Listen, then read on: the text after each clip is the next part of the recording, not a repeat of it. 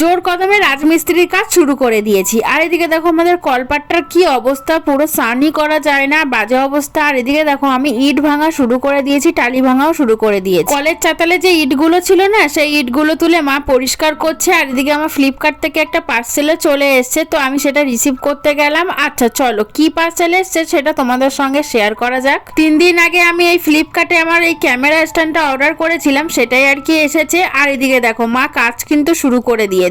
আমি এই কলের চাতলটা নিজের হাতে কিভাবে তৈরি করলাম সেটা কিন্তু আগের শর্টসে দেওয়া আছে, তোমরা কিন্তু পারলে চেক আউট করে নিও। যতটা জানি, যতটা পারি, যতটা দেখেছি ততটা নিজের হাতে করার চেষ্টা করছি। আর এদিকে দেখো আমি প্লাস্টার করছি হচ্ছে কুনির সাহায্যে। আর আমাকে দেখে এতটা উৎসাহিত হয়েছে পাশের বাড়ি বোনটা, সেও আমাকে দেখে দেখে আর কি করছে, আমাকে একটু হেল্প করলো। তারপর আর কোনো রকম ভিডিও না করে একেবারে রাত্রে ডিনারে আমি হচ্ছে চিলি সয়াবিন আর খাচ্ছি হচ্ছে রুটি। আজকের মতো তাহলে ভিডিওটা এইটুকু, আসি তবে, বাই।